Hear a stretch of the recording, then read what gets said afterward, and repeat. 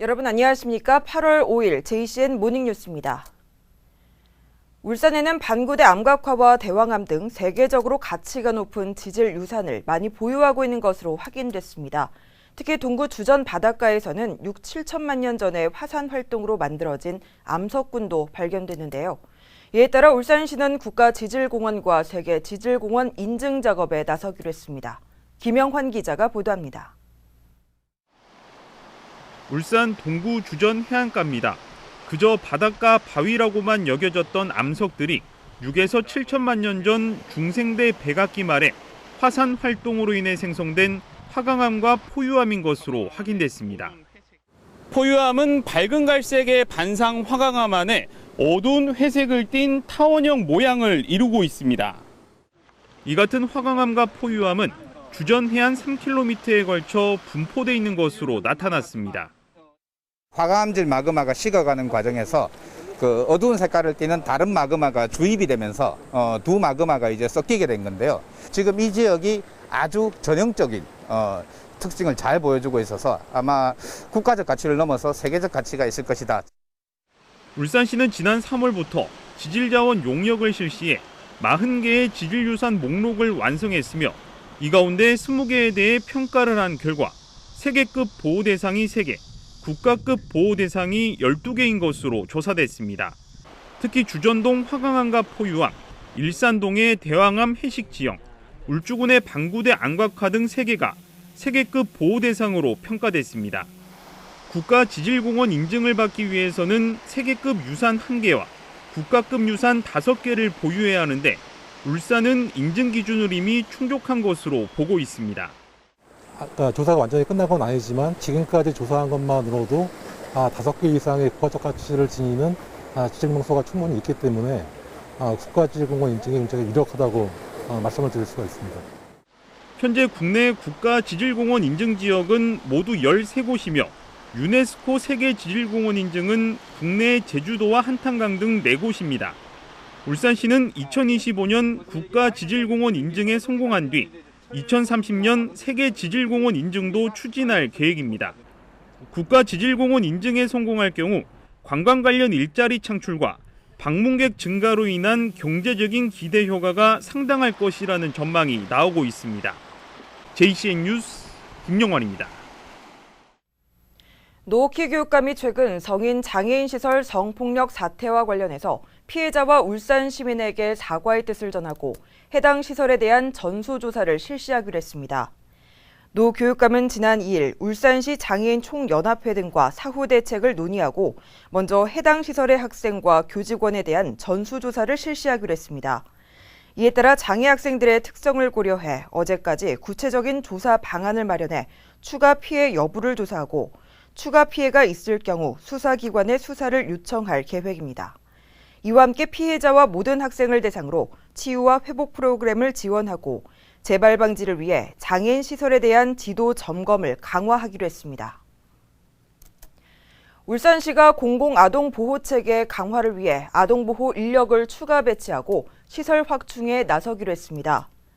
울산시와 5개 구군은 올 하반기 인사에서 아동보호팀을 신설했으며 아동학대 조사를 전담할 공무원 28명과 보호 조치를 수행하는 전담 요원 11명을 배치했습니다. 북구와 중구, 울주군은 아동학대 조사와 지원을 위한 인력을 추가로 증원할 계획입니다.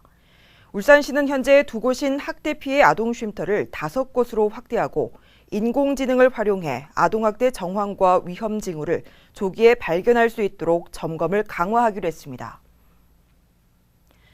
박성민 국민의힘 울산시당 위원장은 어제 국회에서 열린 국민의힘 시도당위원장 회의에 참석해 내년 대선과 지방선거 승리에 대한 의지를 밝혔습니다.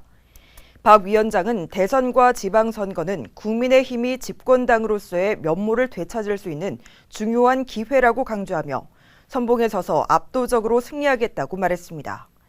박 위원장은 이어 지난 20년간 골목 안쪽에 있어 시민들의 접근성이 나빴던 울산시당 당사를 대로변으로 이전해달라고 공식 건의했으며 중앙당 관계자는 적극 검토하겠다고 답변한 것으로 알려졌습니다. 지난해 3월 울주군 웅촌면에서 발생한 산불을 진압하던 중에 헬기 추락사고로 목숨을 잃은 고 최성호 부기장이 국가로부터 순직을 인정받았습니다. 인사혁신처는 유족이 신청한 공무수행 사망자 인정 청구서를 지난달 가결했습니다. 최 부기장은 민간 헬기 조종사이지만 공무수행 중 목숨을 잃은 인과관계가 인정돼 순직 처리된 것으로 알려졌으며 민간 헬기 조종사의 순직이 인정된 것은 이번이 처음입니다.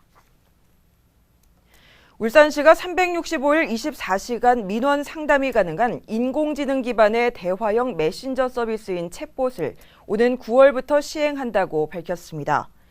상담 가능 민원은 차량 신규 등록과 이전 등록, 상수도 요금, 자동 납부와 이의 신청, 여권 신규 발급과 갱신 등 200여 종류입니다. 울산시는 내년까지 도서관과 대중교통, 환경과 사회복지 등 민원 상담 분야를 대폭 확대할 계획입니다. 전국적으로 코로나19 확산세가 심상치 않습니다. 울산에서도 코로나19 확진자가 늘어가면서 델타 변이와 돌파 감염 사례가 이어지고 있는데요.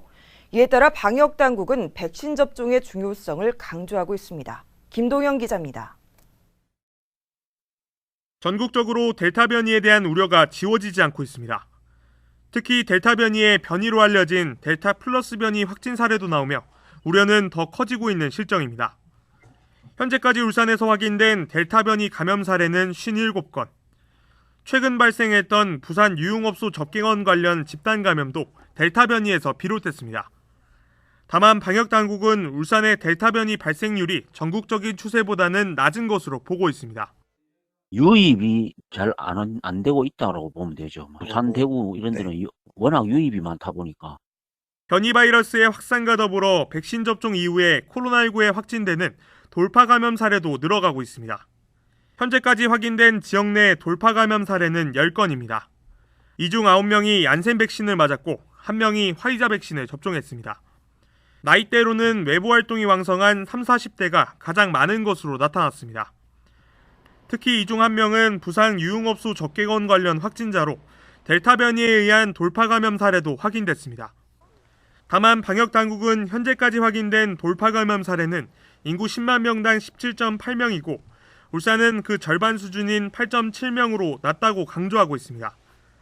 전문가들도 백신 접종자는 돌파 감염에도 중증에 걸리거나 사망할 가능성이 낮아지는 만큼 백신 접종이 무엇보다도 중요하다는 입장입니다.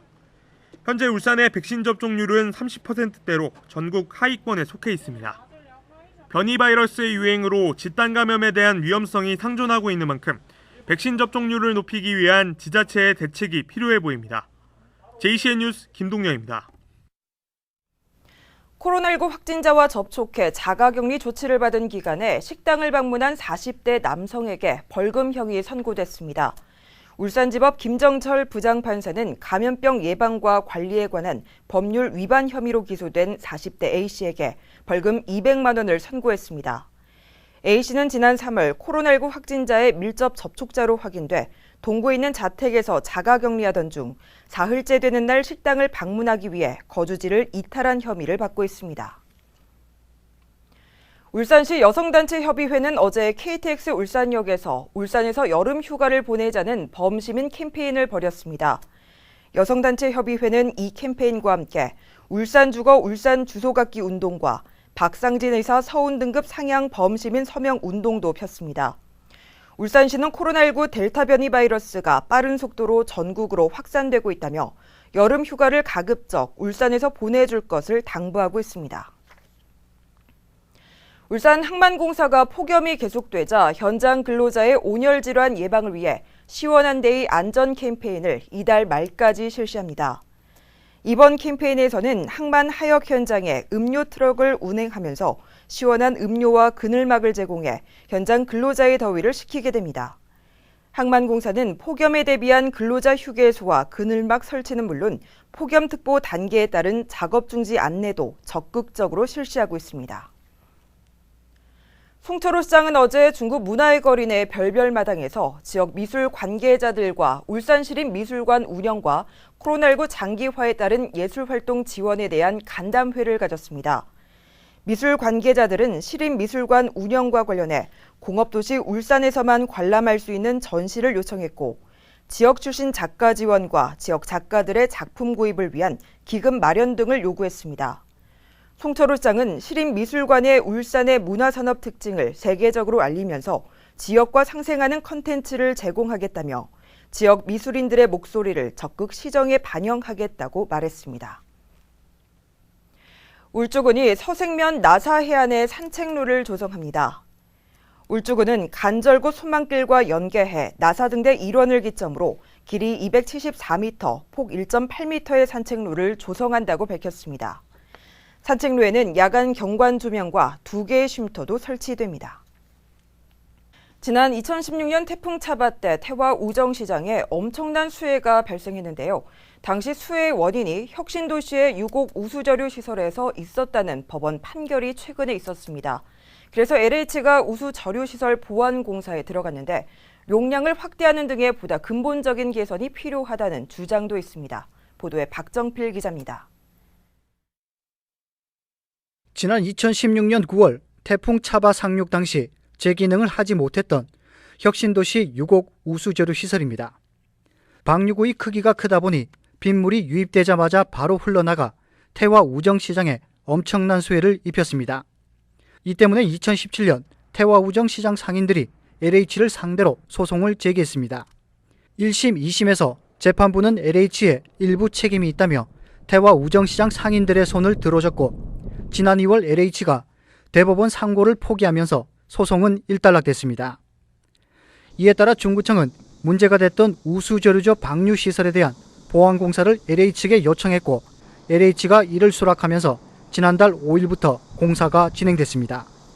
태풍 차바 소송이 패소함에 따라 LH에서 구조 개선을 우리가 요청을 했고 그 요청한 사항에 대해서 보완공사를 하게 되는 겁니다.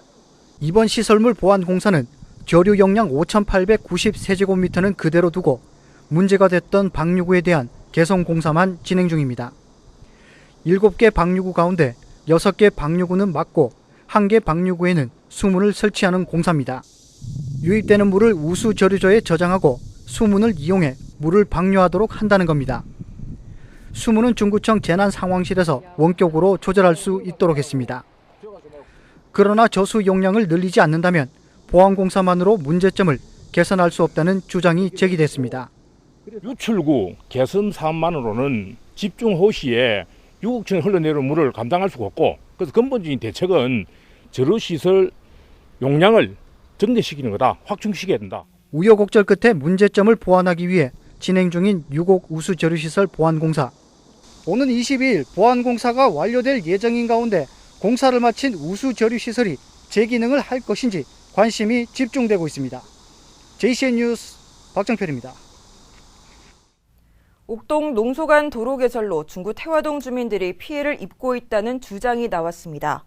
이상옥 시의원은 서면 질문을 통해 옥동에서 농소 1구간 8km 가운데 시가지 중심을 지나는 곳은 태화동이 유일하다며 공사로 인해 동서가 단절되면서 학생들은 등하교 불편을, 주민들은 공사로 인한 피해를 입고 있다고 지적했습니다. 이 의원은 도로 개설 공사로 인해 주택균열 보수 대책과 개통 후 통행량 증가에 따른 소음 민원 대책, 매연 등으로 인한 주민들의 건강관리 예산 확보 등이 필요하다고 지적하고 울산시의 구체적인 대책을 요구했습니다. 한국동서발전은 어제 울산시를 방문해 코로나19 대응 응원 물품을 전달했습니다. 응원 물품은 750만 원 상당의 컵 과일과 음료 등입니다. 물품은 보건소와 선별진료소 17곳에 의료진과 자원봉사자 1000여 명에게 전달됩니다. 김영문 한국동서발전 사장은 폭염 속에서도 방역 활동에 힘쓰고 있는 의료진과 자원봉사자들에게 감사의 마음이 전달되길 바란다고 말했습니다. 북구 명총동과 진장동, 효문동의 치안을 담당하는 명촌지구대가 신설돼서 본격적인 업무를 시작했습니다. 명촌지구대는 송정지구 개발로 치안 수요가 증가하며 명촌 지역에 대한 신속 대응이 어려워지자 지난 2월 착공해 5개월에 걸쳐 완공됐습니다. 명촌지구대에는 19명의 경찰관이 배치돼 인구 13,000여 명의 치안을 책임질 예정입니다. 울산시 교육청이 중고등학생을 위한 여름방학 영어 학습 안내 영상인 알쓸 신방을 제작해 유튜브 채널에 올렸습니다. 시교육청은 여름방학을 맞은 중고등학생들이 즐겁게 영어 학습을 할 수 있도록 홈쇼핑 상품을 소개하는 식의 신박한 영어 공부 방법 3가지 영상을 제작했다고 밝혔습니다.